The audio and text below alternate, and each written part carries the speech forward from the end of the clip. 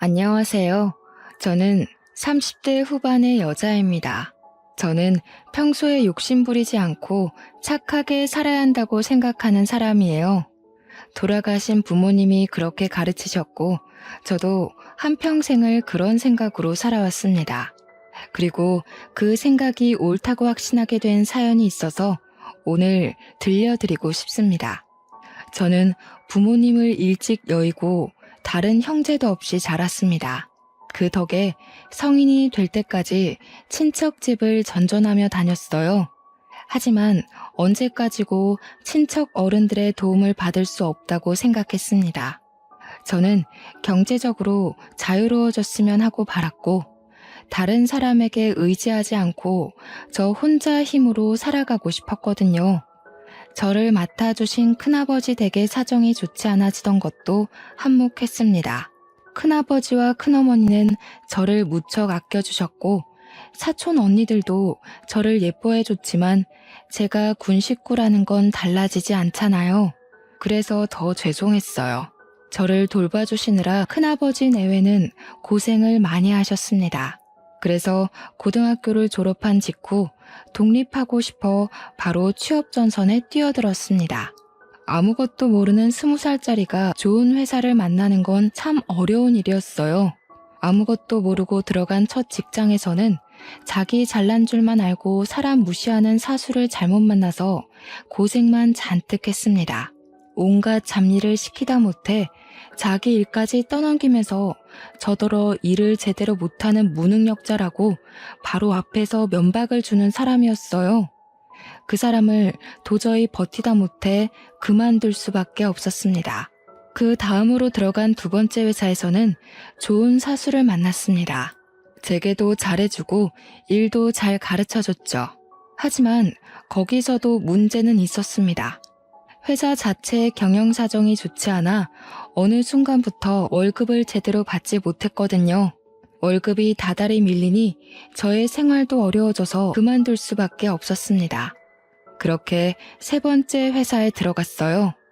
그 회사는 첫 번째 회사나 두 번째 회사와 달랐습니다.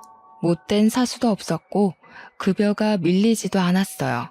다만 다른 사소한 문제점들이 있었고 또 완벽한 회사는 아니었지만 그래도 오래 다닐 수 있는 회사였습니다. 실제로 가장 최근까지도 다녔고요. 그리고 그 세 번째 회사에서 지금의 남편을 만났습니다. 당시에 그 사람은 같은 부서에 새로 들어온 신입사원이었습니다. 키가 말쑥하니 컸지만 덩치값 못하고 어리버리한 느낌이라 고생하겠네 정도가 그 사람에 대한 첫인상이었습니다. 새로 들어온 직원 이상도 이하도 아니었어요. 그리고 관심도 가지지 않았습니다. 회사 사람에게 연애 감정을 품을 일은 없다고 생각했고요. 평소 소개팅 같은 것도 꽤 나가봤지만 마음 맞는 사람을 찾지 못해 오히려 남자에 관한 관심도 뚝 끊긴 상태였습니다. 연애를 해보지 않은 건 아니었지만 결혼 생각이 드는 사람은 없었어요. 혼자 사는 게 외롭지 않았다면 거짓말이겠죠. 하지만 저는 그런 생활이 익숙했고 앞으로도 잘해 나갈 자신도 있었어요. 그래도 평생 혼자 살진 않겠지 같은 느슨한 생각을 하고 있었으니 특별히 급할 것도 없었습니다. 게다가 그 사람은 당시 저보다 몇 살이나 어린 신입사원이었으니 더욱 남자로 볼 생각도 못했습니다. 그 사람도 저에게 관심 없었고요. 더구나 그 사람과 저는 직급도 꽤 차이가 났습니다. 그랬으니 일 외에는 연관도 없었죠. 그렇다고 다른 접점을 만들 생각도 없었습니다. 회사 동료일 뿐이었어요. 딱 그 정도의 관계였습니다. 그러던 어느 날 저와 그 사람의 관계가 달라졌습니다. 그 사람이 들어온 후 회식이 있던 날이었어요. 신입사원 환영회를 겸한 회식이어서 그 사람은 자연스럽게 회식의 주인공처럼 돼버렸습니다.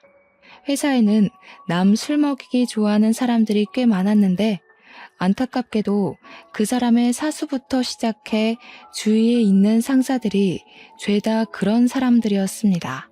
나쁜 사람들은 아니지만 술 마실 때는 피하고 싶은 사람들 말이에요. 그 사람은 그걸 알 리도 없었을 테고 또 알았다고 하더라도 피할 수 없었을 거예요. 그래서 주는 족족 받아 마시고 말았습니다. 제가 어느 순간 보니 그 사람이 벌써 테이블에 이마를 박은 채더라고요. 회식을 시작한 지 얼마 되지도 않았는데 몸을 가누지 못할 정도로 취한 걸 보자니 안쓰러운 마음이 드는 한편 좋은 생각이 떠올랐습니다. 마침 저는 회식을 그다지 좋아하지 않았고 그날은 특히 몸도 좋지 않았어요. 그래서 적당히 빠져나갈 생각을 하던 중에 그 사람이 보인 겁니다. 저는 그 사람을 데리고 밖으로 나왔어요. 아무래도 신입이 많이 취한 것 같으니 이대로 둘 수 없지 않으냐, 데려가서 택시를 태워보내겠다, 그런 말을 하면서요. 다른 사람들은 부어라 마셔라 하고 있기에 바빠서 제가 그 사람을 데려다 주든 말든 신경 쓰지 않는 것 같았습니다. 실제로도 그다지 신경 쓰지 않았을 테고요.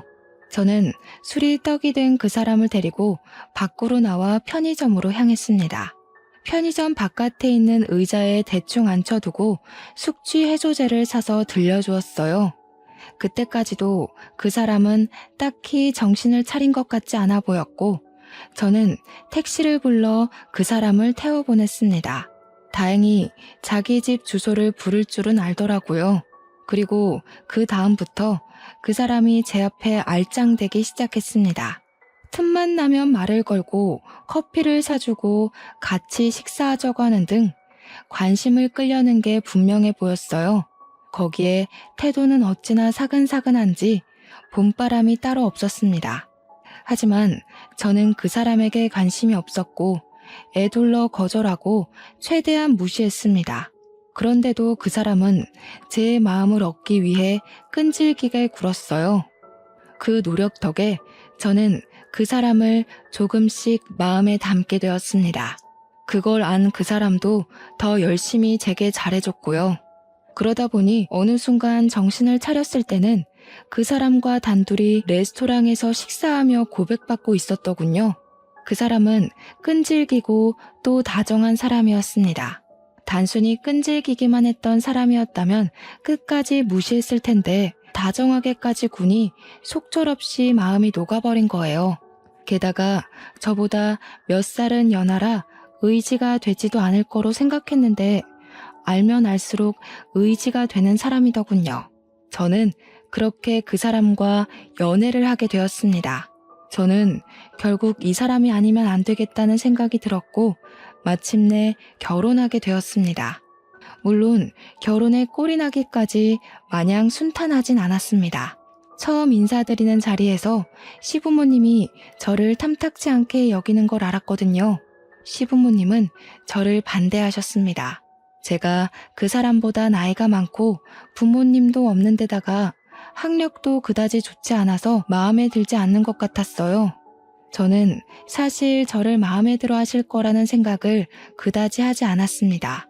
그래서 마음의 준비를 단단하게 하고 갔기 때문에 크게 상심하진 않았죠. 그래서였을까요?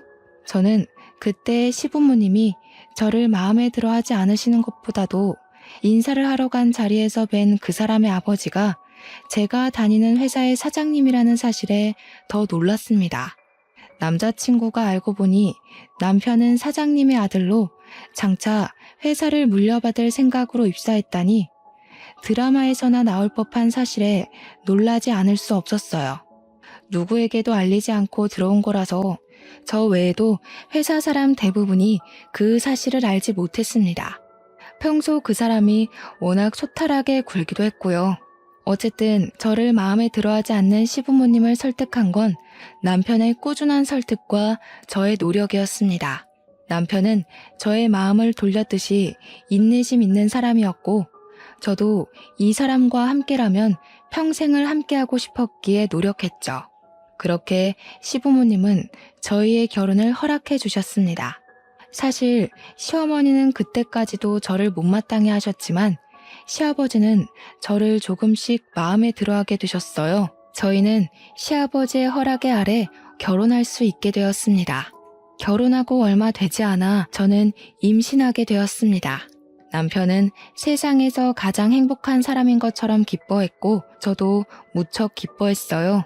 아이를 가질 계획은 있었지만 이렇게 빨리 임신할 줄 몰라 당황하기도 했지만 이왕 가정을 가졌으니 어서 아이를 갖고 싶었기도 했으니까요. 오랫동안 혼자 살아온 제게 아이는 축복 같았습니다. 남편은 아이의 성별도 모르면서 벌써 아기 물건을 잔뜩 산다거나 하나부터 10까지 제 수발을 드는 등 기쁘다 못해 떨려했습니다. 저도 그런 모습이 보기 좋았고요. 행복했습니다. 하지만 그런 행복도 그리 오래 가진 못했습니다. 제가 임신했다는 것을 안 뒤 저는 남편과 함께 시댁으로 가 저의 임신 사실을 알렸습니다. 시아버지는 당시에 자리를 비워 안 계셨고 시댁에는 시어머니뿐이었지만 저는 임신 소식을 들은 시어머니가 당연히 기뻐해 주실 거로 여겼어요. 그도 그럴 것이 첫 손주였고 시아버지는 은근히 얼른 손주를 보고 싶어 하셨거든요. 그런데 시어머니는 아니었습니다. 시어머니는 제게 고생했다는 말 대신 대뜸 물었습니다. 예, 그럼 너 이제 회사 그만둘 거니? 아니요, 회사는 계속 다닐 생각이에요. 아이를 낳은 후에는 육아휴직을 쓰려고요. 시어머니 얼굴이 뭔가 마음에 들지 않는 것 같았습니다. 예상했던 상황이 아니었어요. 시어머니는 못마땅한지 대놓고 얼굴을 찡그리고 있었죠. 분위기가 이상하게 돌아갔습니다. 저와 남편이 아무 말도 하지 못하고 긴장하고 있자 시어머니는 말했습니다. 예, 들어봐라. 네가 일을 그만두지 않으면 낳은 애는 결국 내가 보게 될 텐데 나는 애 봐주기 싫다. 가뜩이나 나이 많은 며느리가 낳은 애잖니? 어머님, 무슨 말을 그렇게 하세요? 제 나이가 무슨 상관이에요? 무슨 상관이냐니? 몰라서 그래? 가뜩이나 나이 많은 며느리 노사 나면 어차피 애도 변변치 못할 게 분명한데 대체 내가 왜 골병 들어가며 애를 봐줘야 하니? 어차피 제대로 된 애도 아닐 텐데 굳이 낳을 필요 없다. 그냥 지워버려. 아직 네 아버지는 모르시니 굳이 알릴 필요도 없다. 저는 시어머니의 그 충격적인 말에 순간 아무 말도 하지 못했습니다. 노산이라고 애를 지우라고 하다니요. 축하해주진 못할 망정 그런 얘기를 하는 것에 남편 역시 황당함에 바로 입 열지 못하다가 뒤늦게 그게 대체 무슨 말이냐고 시어머니에게 대들었죠. 시어머니는 남편의 반응에 오히려 역정을 냈습니다. 시끄러워. 기껏 너희를 위해 한 말인데 뭐가 그렇게 마음에 안 들어? 더 얘기하기 싫으니 나가. 길로 저와 남편은 시댁 밖으로 쫓겨났습니다. 저는 이 상황이 너무 이해가 가지 않았습니다. 게다가 서운하고 서럽다는 걸 토로할 친정엄마도 계시지 않아 더 그랬습니다. 남편은 어머니가 마음에도 없는 소리를 하신 것일 거라며 너무 마음에 담아두지 말라고 저를 달랬습니다. 하지만 정말 마음에 없는 소리를 하신 걸까요? 저는 알 수 없었습니다. 그래도 진심으로 말씀하신 거라고는 생각하고 싶지 않았어요. 차라리 저를 이전부터 마음에 들어 하지 않으셨으니 그냥 기분 나쁜 일이 있어서 공연히 제게 쏘아붙이신 거로 생각하고 싶었어요. 그로부터 며칠이 지났습니다. 저는 마음을 좀 가다듬었고 진정한 상태였어요. 언제까지고 마음에 품고 있어봤자 시어머니가 미워질 테고 아이의 태교에도 좋지 않을 거라는 생각이 들어 좋게 생각하려고 노력했습니다. 물론 아무리 빈말이라도 아이를 지우라는 충격적인 말은 쉽게 받아들이진 못했지만 시어머니도 많이 놀라서 그런 말씀을 하신 걸 거라고 애써 자신을 다독였어요. 게다가 뒤늦게 저의 임신 사실을 안 시아버지께서는 몹시 기뻐하셨기 때문에 마음이 달래졌어요. 시어머니가 저에게 하셨던 폭언은 말씀드리지 못했지만 시아버지가 기뻐하시니 괜찮다는 생각이 들었습니다. 하지만 저는 그걸 그냥 넘어가선 안 됐습니다. 저는 기분 전환을 할 겸 마침 친구들이 불러서 밖으로 나갔습니다. 결혼 이후 한동안 보지 못했던 친구들이라 한껏 즐거운 마음이 들었죠. 오랜만에 만난 친구들은 제 임신 사실을 듣더니 깜짝 놀라면서 축하해줬습니다.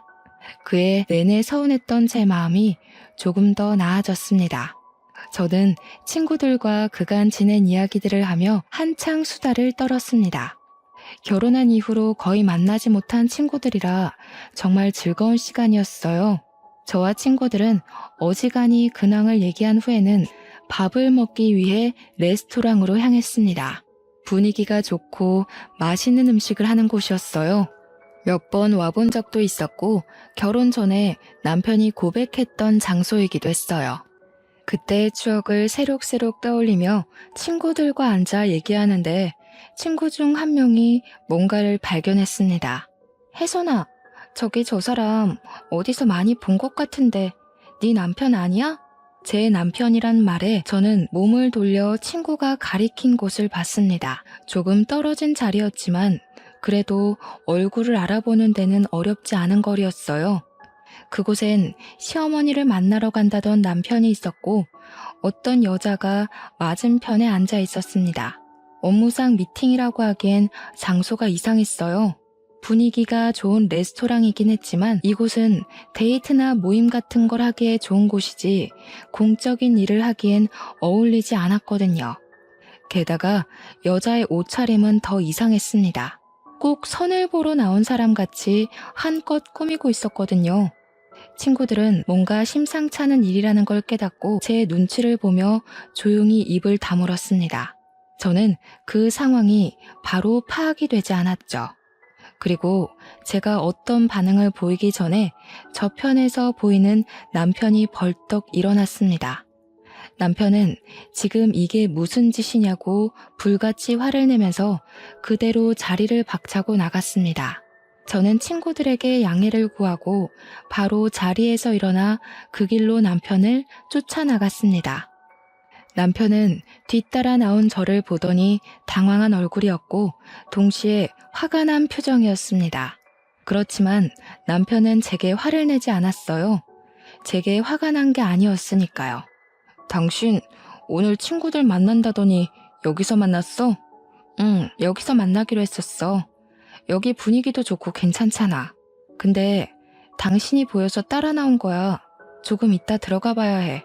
그런데 아까는 누구였어? 일 때문에 만난 사람이야? 남편은 잠시 아무 말이 없다가 곧 한숨을 푹 내쉬었습니다. 당신이 오해하지 말고 들었으면 좋겠어. 당신한테 말했다시피 난 어머니가 부르셔서 나왔어. 갑자기 소개해줄 사람이 있다길래 나왔는데 저 여자 혼자 있더라고. 나는 저 여자가 누군지도 몰랐어. 근데 얘기를 들어보니 어머니가 멋대로 내 선자리를 마련하셨대. 그렇지만 오해하지 마. 절대로 당신이 걱정할 상황 만들지 않을 테니까.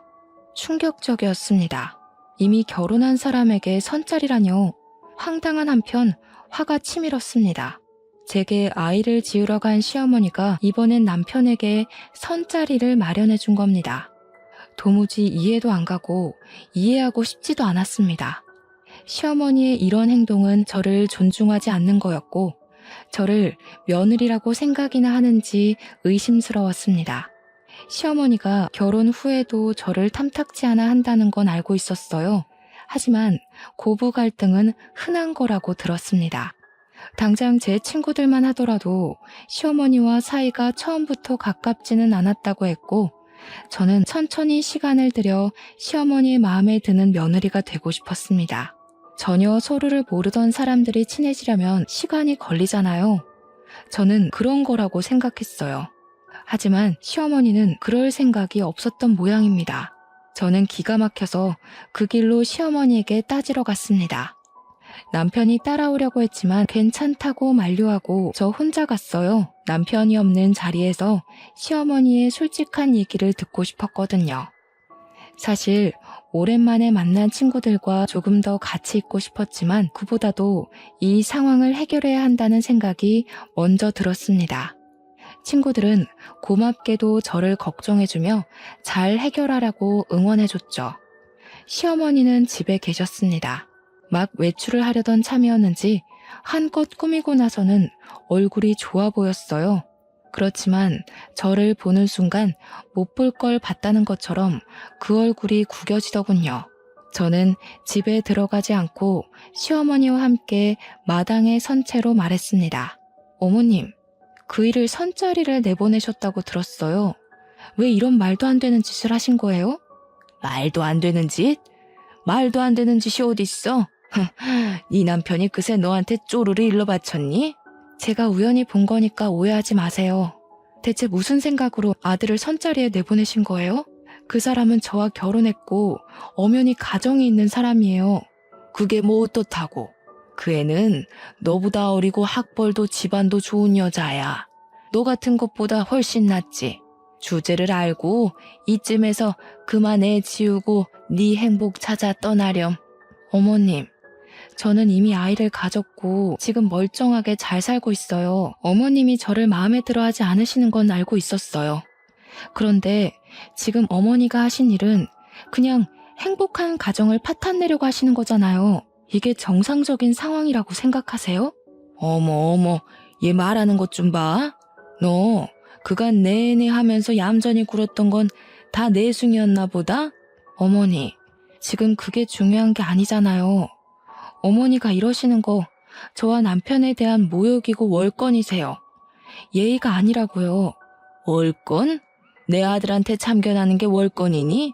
그러는 너야말로 이렇게 구는 게 예의 있는 행동이라고 생각하니? 시어머니는 뻔뻔했습니다. 대체 무슨 생각으로 이런 짓을 한 건지 이해가 가지 않았어요.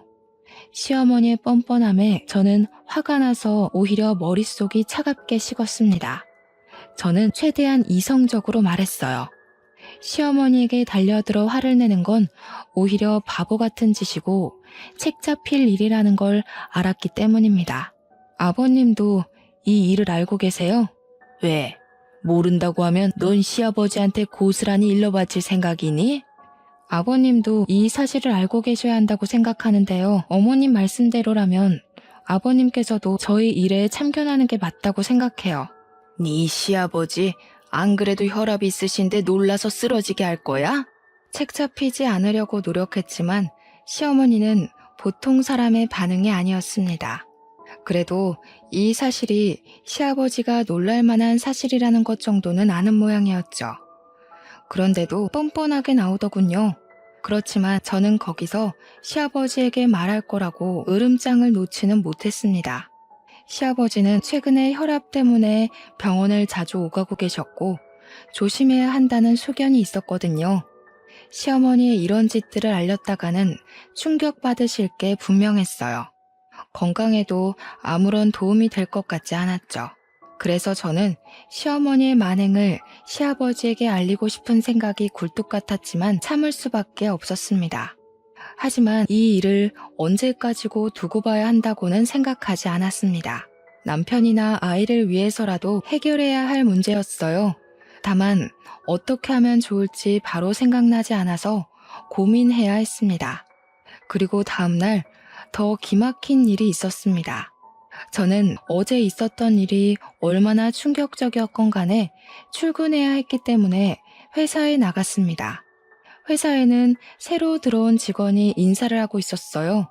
한동안 비어있던 자리였고 저와 가까운 자리라 어떤 사람인지 보는데 저는 깜짝 놀라고 말았습니다. 어제 레스토랑에서 제 남편과 맞선을 보겠다고 나온 그 여자였습니다. 저는 그 여자가 감히 여기까지 쫓아온 건가 싶으면서도 지나친 우연일지도 모른다는 생각을 했습니다. 설마 하니 남편과 제가 다니는 회사를 일부러 알고 들어왔을 리가 없다고 여겼어요. 그런데 인사를 한 그 여자와 눈이 마주치니 여자는 꼭 저를 알아본 것처럼 웃었습니다. 그 웃음이 무척 기분 나빴어요. 꼭 깔보는 것 같은 표정이었거든요. 저는 그 여자를 따로 불러냈습니다. 여자는 제가 불러낼 줄 알았다는 것처럼 순순히 따라왔어요. 저는 최악의 가정은 하지 않으려고 노력했습니다. 혹시 이 여자도 제 시어머니에게 속아 선자리에 나오게 된 걸지도 몰랐으니까요. 하지만 그 깔보는 것 같은 표정이 너무 선명해서 저는 울컥 화가 났습니다. 그 감정을 애써 다스리며 말했어요. 민지 씨, 어제 선보러 나갔죠? 그 선본 남자가 유부남인 거 알고 나갔어요? 네, 알아요. 혜선 씨가 그 사람 부인이죠? 그것도 알아요. 그래서 뭐요? 문제 있어요? 여자는 대체 뭐가 문제냐는 듯한 얼굴이었습니다. 뻔뻔하기까지 한 말투였죠. 여자의 태도에 저는 화가 났지만 그 여자는 더 기막힌 말을 했습니다. 어차피 혜선 씨는 그 사람과 이혼하게 되어 있고 그 사람은 저랑 결혼할 거예요.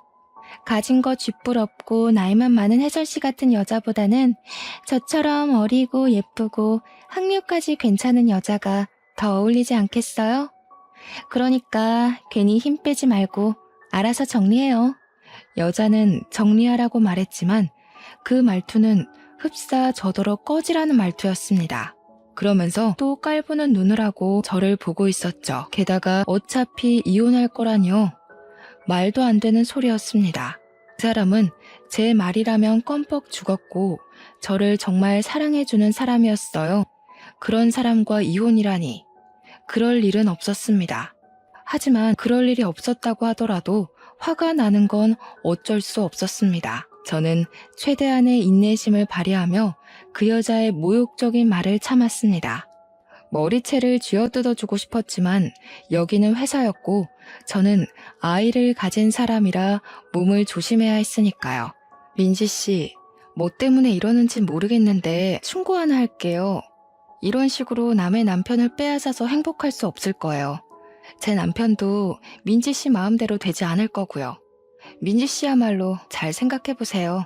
제 말에 그 여자는 코웃음 치면서 그 자리에서 떠났습니다. 오히려 별꼴이라며 저를 위아래로 훑어보고 지나가는 게 저 같은 건 자기 상대가 되지 않는다고 말하는 것 같았습니다. 저는 아무렇지 않은 척 그 여자에게 충고했지만 화를 삭히느라 애써야 했어요. 한참이나 그 자리에 서서 마음을 가다듬었습니다. 그리고 사무실에 돌아갔을 때 그 여자가 제 남편에게 치근덕대는 걸 봤습니다. 남편은 당연히 여자를 알아봤지만 처음 보는 사람인 양 굴었어요. 오히려 냉랭하게 대하면서 그 여자를 상대해주지도 않았습니다. 그런데도 그 여자는 자꾸만 남편에게 치근덕댔어요. 한 번은 이런 적이 있었습니다. 회사 사무실은 그리 작진 않았지만 아주 크지도 않아서 남편과 제 자리는 조금 떨어져 있어도 무슨 얘기를 하는지 잘 들리는 거리였습니다. 그래서 이따금 업무를 도와주거나 도움받거나 하는 일도 많았고요. 그게 아니더라도 짧게 대화하기에 나쁘지 않은 정도였습니다. 그리고 그 여자, 맞선 년은 저와 가까운 자리였습니다. 남편과는 꽤 먼 자리라 그 여자는 처음 자리를 배정받았을 때 혼잣말로 불평하는 걸 들은 적 있어요. 저는 그게 꽤 마음에 들었습니다. 맞선녀가 조금이라도 남편과 멀어지길 바라기도 했고요. 그러던 중 그 여자의 사수가 잠시 출장으로 자리를 비웠을 때였습니다. 그 여자는 업무에 대해 잘 모르는 게 있었는지 아니면 일부러 핑계거리를 만든 건지 모르겠지만 자리에서 일어나 남편에게로 가서 업무에 관해 묻는 게 아니겠어요? 저는 기가 막혔죠. 그 여자와 남편의 자리 간격은 꽤 멀었는데도 일부러 남편에게 간 건 사실 치근덕거리기 위한 핑계라는 생각이 들었습니다. 게다가 묻는 업무 내용은 저나 근처에 있는 다른 직원에게 물으면 더 쉽게 해결할 수 있는 내용이었어요. 그런데도 남편에게 묻다니 그간 그 여자의 태도는 노골적이었습니다. 사무실 사람들도 그 여자가 남편에게 치근덕댄다는 걸 알 정도로요. 이번에도 마찬가지였고 이런 적이 몇 번이나 있었어요. 사무실 직원들은 저와 남편이 부부 사이라는 걸 잘 알고 있었기 때문에 맞선녀가 남편에게 치근덕거릴 때마다 저와 남편의 눈치를 보곤 했습니다. 제가 있는데도 그런 태도를 보이는 여자를 보며 제가 다 부끄러웠습니다. 다른 직원들도 저희의 눈치를 보고 있는 게 훤하게 느껴졌어요. 하지만 그 뻔뻔한 여자는 애교 섞인 목소리로 코맹맹이 소리까지 내며 가르쳐달라고 거의 매달리고 있었습니다. 남편의 표정은 정말 질린 얼굴이었어요. 남편은 그 여자가 물어보는 걸 알면서도 모른다고 딱 잡아떼면서 아주 차갑게 대했지만 저는 그걸 가만히 두고만 볼 수 없었습니다. 저는 곧장 자리에서 일어나 그 여자와 남편에게 가까이 다가갔습니다.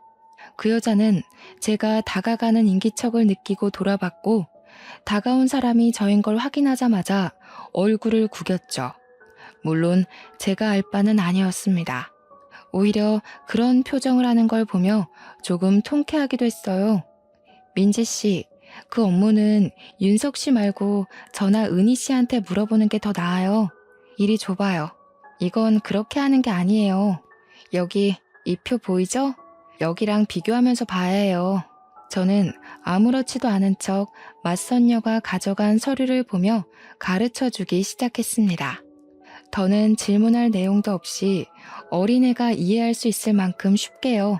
그렇게 상세히 가르쳐주자 그 여자는 완전히 똥 씹은 표정이 되어 저는 고맙다는 말도 없이 획 돌아섰습니다. 잔뜩 불만스러운 태도로 자리로 돌아가는 꼴이 보기 좋았어요. 하지만 항상 이렇게 제가 이기는 날만 있는 건 아니었습니다. 그 여자는 제가 나설 틈도 없이 남편에게 들러붙어 있는 게 대부분이었거든요. 남편이 싫은 내색을 보이고 다른 직원들이 눈치 주는데도 모르는 척 아랑곳하지 않는 뻔뻔한 여자였습니다. 신경이 예민해질 대로 예민해진 저는 남편과 그 여자가 둘만 남는 상황이 없도록 최대한 사무실에 붙어 있었습니다. 남편을 못 믿는 건 아니었어요. 남편은 가정에 충실한 사람이었고 제 믿음을 저버리는 사람이 아니었으니까요. 다만 그 여자가 문제였습니다. 아무리 남편을 믿는다고 해도 그 여자가 남편에게 붙어있는 꼴은 정말 두고 볼 수 없었어요. 그 여자는 남편의 냉대에도 굴하지 않았습니다. 그걸 보며 저는 극심한 스트레스를 받았고 점점 지쳐갔어요. 그 여자가 정말 미웠습니다. 하지만 어쩔 도리가 없었어요. 그 여자는 남편에게 치근덕거리는 것 외엔 업무를 곧잘 해내서 회사에서 잘못한 적이 없었습니다. 그런 갑갑한 날들이 이어졌습니다. 그리고 어느 날 퇴근하는 길이었습니다. 평소라면 남편과 같이 퇴근하지만 그날은 남편이 야근해서 저 먼저 퇴근했어요. 다른 때 같았으면 야근하는 남편에게 착 붙어서 야근을 자처했을 맞선녀도 그날은 무슨 바람이 불었는지 일찍 퇴근했습니다. 하지만 저는 곧장 집으로 가지는 않았습니다. 시아버지가 시댁에 잠시 들르라고 하셨거든요. 사실 시어머니와 마주치고 싶지 않아 가고 싶지 않았지만 시아버지의 말씀이시니 가기 싫어도 갔습니다. 시어머니와 마주치면 또 무슨 소리를 하실지 두렵기도 했지만 제가 겁먹을 필요도 없다는 생각으로 마음을 단단히 먹었어요. 이렇게 된 이상 차라리 마주치길 바랐습니다. 시어머니가 맞선으로 밀어넣은 그 여자가 회사에 들어왔는데 그건 알고 계시는지도 따져 물을 생각이었거든요. 그렇게 마음을 다잡은 채로 시댁에 도착했습니다. 가까이 가보니 대문이 열려 있었어요. 저 온다고 시아버지께서 미리 열어두셨나 하며 대문 가까이 다가가는데 안쪽에서 소리가 들렸습니다. 시어머니였어요. 그런데 꼭 누군가와 얘기하는 것 같아 살그머니 안쪽을 들여다보니 그 맞서녀가 시어머니와 함께 마당 가운데의 대청마루에 사이좋게 앉아 있었습니다. 저는 깜짝 놀라서 안으로 들어가지 않고 몸을 숨겼습니다. 둘이 아는 사이라고 짐작하곤 있었지만 저렇게 사이 좋아 보일 줄은 몰랐습니다. 게다가 맞선녀가 찾아왔다는 것에 어이가 없어요. 여기가 어디라고 찾아온 건가 싶었죠.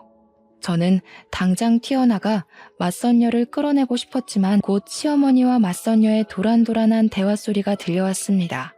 저는 무슨 생각에서인지 휴대폰의 녹음 기능을 켰어요. 엄마, 진짜야? 이제 진짜 이 집이 우리 집 되는 거야? 그 여자가 나간대? 나한테는 절대 안 나갈 것처럼 말하고 엄청나게 방해하던데? 당연히 여기가 이제 우리 집이지. 걔는 머지않아 떨어져 나갈 거야. 제깎게 버틴다고 해도 뭐 얼마나 버티겠어. 무조건 버티는 게 이기는 거야. 임신했는데 떨어져 나갈까? 애부터 어떻게 해야 하는 거 아니야?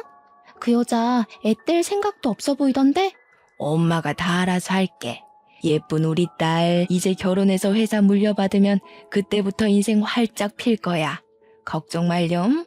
넌 윤석이 마음에 들기만 하면 돼. 여차하면 너도 그 애의 아이를 가지면 되지 않겠어? 윤석이는 책임감이 강해서 자기 애가 생기면 그냥 넘어가지 못할 거야. 맞선녀는 시어머니를 엄마라고 불렀습니다. 저는 상황이 바로 이해가 되지 않아서 멍하니 서 있었죠. 게다가 애부터 어떻게 해야 하는 거 아니냐니요. 엄연히 제가 있고 우리 두 사람의 아이를 뵀는데 맞선녀더러 그이의 아이를 가지라뇨. 저는 그 끔찍한 말을 뱃속의 아이가 들었을까 무서웠습니다. 그 말에 시어머니가 알아서 다 한다는 말도 무서웠어요. 뭘 어떻게 할 셈이었던 걸까요? 알고 싶지도 않았습니다. 맞선녀와 시어머니의 말은 하나같이 끔찍했고 역겨운 말들이었습니다. 엄마, 그럼 이제 엄마도 아저씨 눈치 안 보고 나랑 살 수 있겠네? 너무 좋다.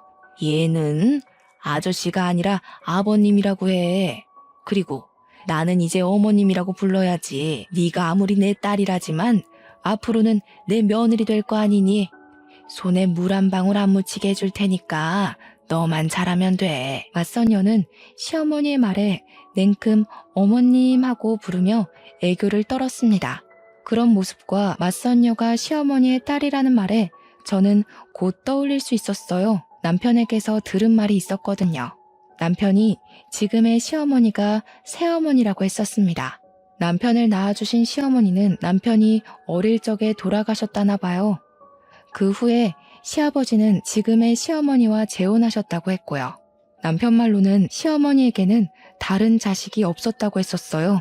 그런데 갑자기 딸이라뇨? 혼란스러웠습니다. 게다가 아무리 친자식 아니라지만 아들과 자기 딸을 결혼시키려는 어머니라니 말도 안 되는 소리였어요. 그때 제 뒤에서 시아버지가 나타나셨습니다.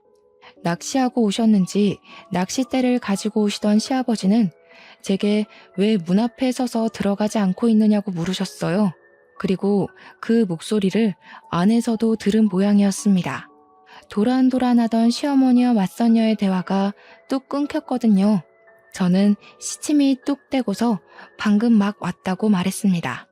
시아버지는 제게 오느라 고생했다며 다정하게 말씀하셨죠.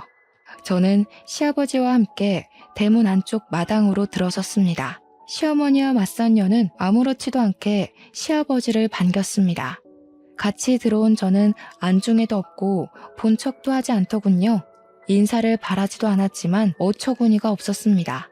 시아버지는 맞선녀를 보고 누구냐고 물었어요. 그간 어찌나 잘 숨겨온 모양인지 시아버지는 그 여자가 누구인지 모르시는 것 같았습니다. 작지 않은 회사라 새로 들어온 직원을 알아보지 못하는 것도 이해가 가기도 했고요. 친구 딸이에요. 예전부터 저를 어찌나 잘 따르는지 자기 엄마처럼 돼야 한다니까요. 오늘은 갑자기 저를 보고 싶다고 이렇게 찾아왔네요. 예, 민지야, 인사드리렴. 그 여자는 시어머니의 말이 쑥스럽다는 것처럼 수줍게 웃으며 시아버지께 인사드렸습니다. 그 모습은 저를 그렇게 업신여기고 깔보던 여자라고는 생각할 수 없을 정도로 얌전한 규수처럼 보였어요. 기가 막혔죠. 그 여자가 그간 저에게 해온 것들이 있는데요. 저는 더는 참아줄 생각이 들지 않았습니다. 그래서 시아버지께 말해버렸죠. 어머님, 그게 무슨 소리세요? 친구 딸이 아니라 어머님 딸이잖아요. 어떻게 어머님 딸을 남처럼 소개하세요? 민지 씨 서운하게. 제 말에 시어머니와 맞선녀의 표정이 구겨졌습니다. 시아버지는 제 말을 듣고서는 이게 다 무슨 소리냐고 물으셨죠. 시어머니와 여자도 무슨 헛소리냐고 했지만 저는 조용히 방금 녹음한 파일을 켰습니다. 소리가 흘러나오자 잠시 침묵이 감돌았지만 시어머니는 자신의 목소리가 나오는 순간 그게 뭔지 벼락처럼 깨닫고는 제게 달려들어 휴대폰을 빼앗으려 들었습니다. 저는 악귀처럼 달려드는 시어머니를 피해 시아버지 뒤로 숨었고 시아버지는 시어머니에게 가만히 있으라며 호통쳤습니다. 시어머니는 창백하게 질린 채 몸을 움직이지 못하고 저를 노려보고 있었죠. 맞선녀 역시 마찬가지로 딱딱하게 굳은 채였습니다. 휴대폰에서는 계속해서 두 사람의 목소리가 흘러나왔습니다. 맞선녀가 시어머니에게 엄마라고 부르는 것부터 시작해서 애부터 어떻게 해야 하는 거 아니냐는 말, 이 집이 우리 집이 될 거라는 말, 너는 앞으로 내 며느리가 될 거라는 말까지 전부 다요. 녹음을 들은 시아버지는 잠시 아무 말도 없으셨습니다. 너무 기가 막혀서 말문이 막히신 것 같기도 했고, 이게 무슨 상황인지 바로 이해가 되지 않으시는 것 같기도 했어요. 그래서 제가 설명했습니다. 그간 아버님께서 놀라실까봐 말씀드리지 못했는데, 이렇게 된 이상 이제는 아버님도 아셔야 할 것 같아서 말씀드려요. 어머님께서 제가 마음에 안 드셨나 봐요. 저더러 아이를 지우라고 하시기도 하시고 그이와 저 여자분을 맞선도 보게 하셨거든요. 아마도 어머님께서는 저 말고 어머님 따님분을 며느리로 앉히고 싶으신 것 같아요. 제 말을 들은 시아버지의 낯빛이 바뀌자 시어머니는 시아버지 앞에서 무릎을 꿇고 싹싹 빌기 시작했습니다. 자기가 어떻게 된 모양이라고, 잘못했다고요. 용서해달라고 하며 맞선녀에게 얼른 빌라고 외쳤습니다. 맞선녀도 덩달아 그 앞에 무릎 꿇고 빌었습니다. 하지만 시아버지는 불같이 화를 내셨죠. 평소 온화한 성품이신 시아버지는 한번 화가 나면 아주 무서운 분이십니다. 시어머니와 맞선녀는 시아버지의 역정을 고스란히 받아내야 했고, 시어머니는 결국 시댁에서 맨몸으로 쫓겨났습니다. 이후 시부모님은 이혼 소송에 들어가게 됐습니다. 시어머니는 발악하며 시아버지께 용서를 구했지만 소용없었어요. 시아버지는 단호하셨습니다. 뻔뻔한 맞선녀는 회사에서 잘렸고요. 뒤늦게 모든 사실을 안 남편도 미처 자기가 몰랐던 시어머니와 맞선녀의 끔찍한 짓들에 크게 화를 냈죠. 저더러 어떻게 그간 참았느냐고 염려하기도 했습니다. 그렇지만 저는 괜찮았습니다. 맞선녀는 치워졌고 더는 시어머니가 나설 자리는 없었거든요. 시아버지는 제게 참 고생이 많았다며 위로해 주셨고요. 마음 고생할 게 없어진 저는 그 후로 무사히 순산한 뒤 남편과 아들과 함께 잘 살고 있습니다. 예로부터 송충이는 솔잎을 먹고 살아야지 갈잎을 먹으면 안 된다고들 합니다. 꿈을 꾸는 건 좋지만 시어머니와 맞선녀의 행동은 도가 지나쳤고 남의 행복을 짓밟으며 빼앗으려 했습니다. 그건 정말 잘못된 행동이었어요. 그래서 시어머니와 맞선녀는 벌을 받게 된 거죠. 욕심내지 않고 착하게 살았다면 아무 일도 없었을 텐데요. 앞으로도 저는 욕심내지 않고 착하게 살아야겠다 마음먹게 된 교훈을 얻었네요. 아무튼 저의 긴 사연 들어주신 여러분 정말로 감사드립니다.